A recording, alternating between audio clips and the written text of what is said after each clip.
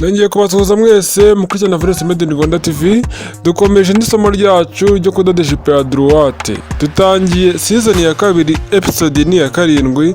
Dukomereje aho twagarukiye kuri episode ya gatandatu. Kuri episode ya gatandatu twagarukiye hano, twatugiye guteranya ijipo yacu mu mpande, tumaze gutera epensi. Murabyibuka neza.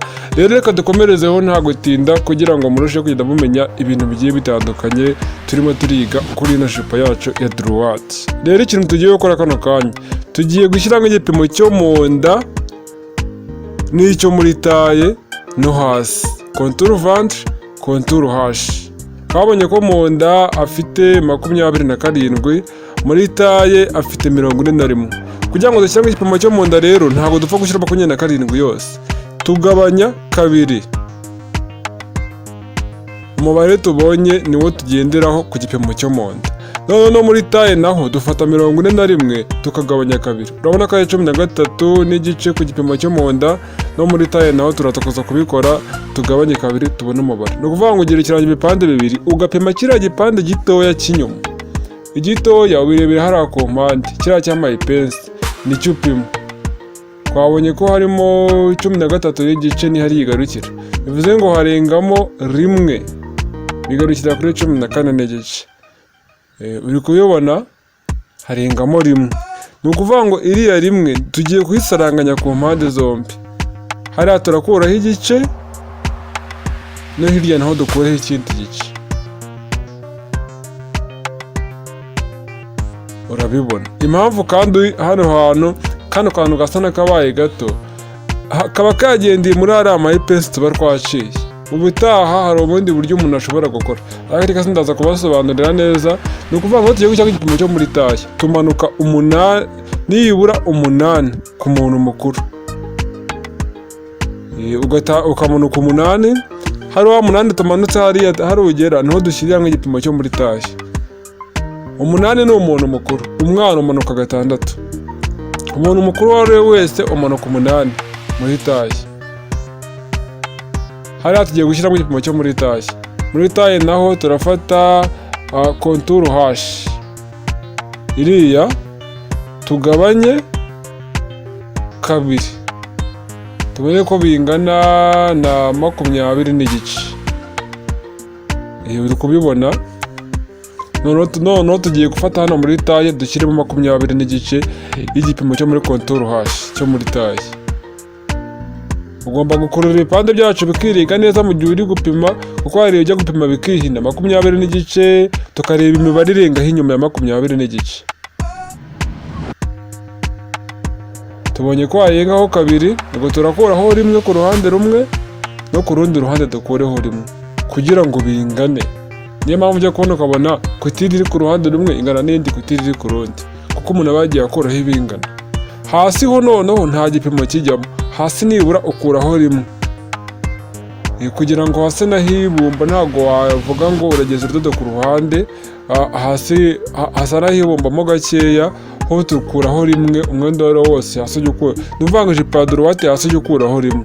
Hari n'indi myenda ukuraho rimwe, tuzajya tuyiga ugenda uyibona yose gahoro gahoro.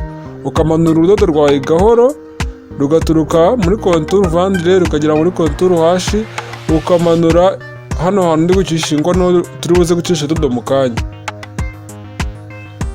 Hariya naho ukamanura ingwa neza ku murongo. Hariya turi guca umurongo turi buze gucishamo urudodo mu kanya, nta kugorama. Ni ukuvuga ngo hariya usa n'uwihitamo gakeya kubera ko hariya ni muri taye, ariko ntabwo uhita cyane, kuko iyo uhese cyane biba ari ikibazo.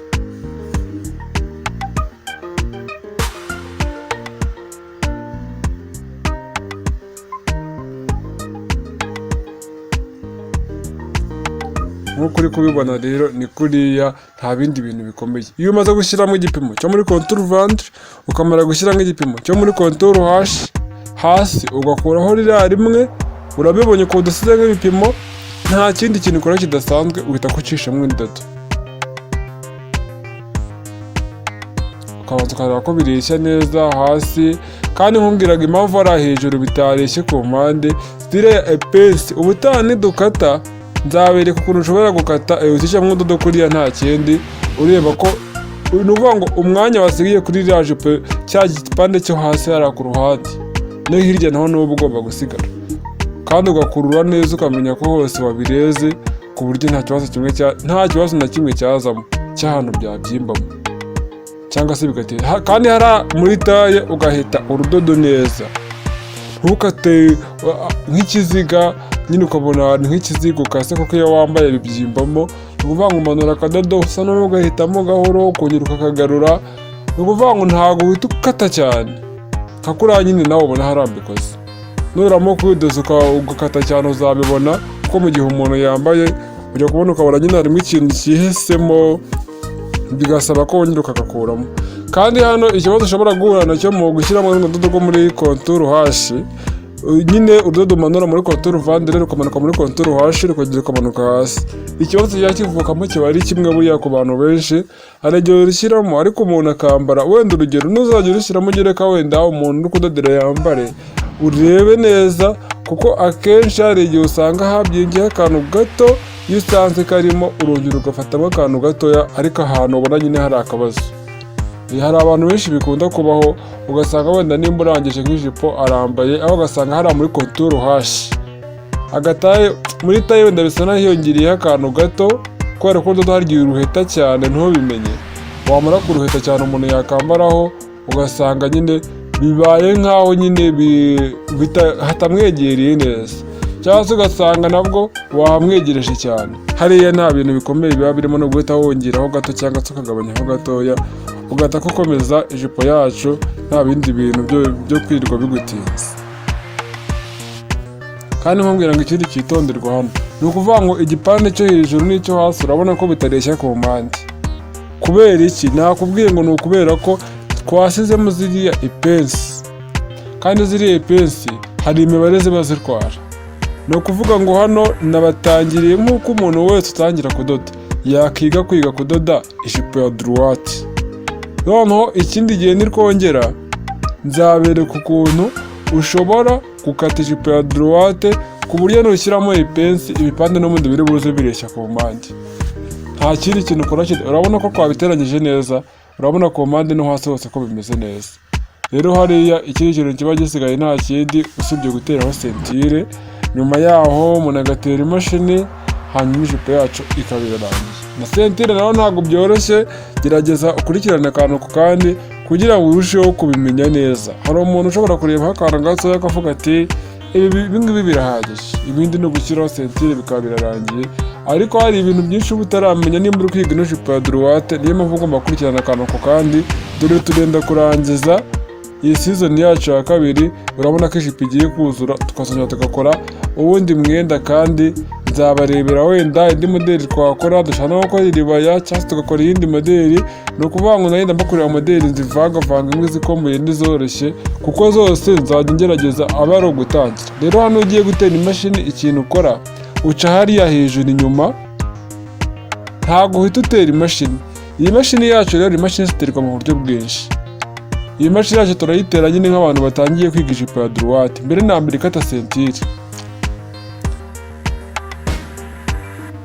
Sentire yacu uyihereza 3 n'igice cyangwa 4, bitirirwa n'umubare ushaka. Ushaka wayiha 3 n'igice akaba ari utambika kuri iyi 3 n'igice cyangwa se 4, nabyo birashoboka. Urabona ko hano turimo turafatamo 4.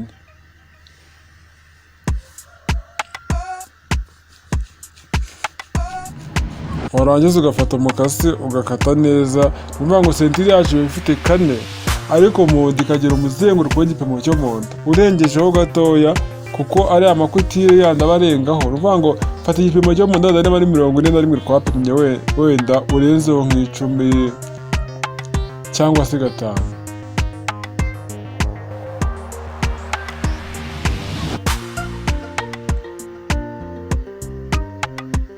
Fata igipimo cyo mu nda ukarenzaho wenda nk'icumi cyangwa se 5. Ntufite ufata sentire ngo uyikate iziyesha n'igipimo cyo mu nda neza, urenzaho kuko ya makutire uba waragiye ushiramo hari indi mibare atwara. Iyo uyitera utarengejemo urayitera ugasanga yabaye ngufiya. warangiza ugakata neza. Hano rero ugomba gukata witonze, urabona njyewe ndimo nkata nihuta kuko turimo turabona ko amasaha hano arimo aragenda kuri ino video, uri kubona ko burimo burijima. Ni ukuvuga ngo hano ugiye dukata witonze kugira ngo sentire yigorore neza. Hano ndi kuyikata ariko nongera nyigorore neza n'ipasi, nongera ncishe agakasi, nibwo sentire nyine bimeze neza, maze no kuyomeka. Igurukira urabona ko itagoroye neza nk'uko uba ugomba kuyigorora. Uba ugomba kuyikata ukayigorora neza. Niyo mpamvu hano ngiye kuyigorora neza kugira ngo turusheho kugenda dukora ibintu bisobanutse.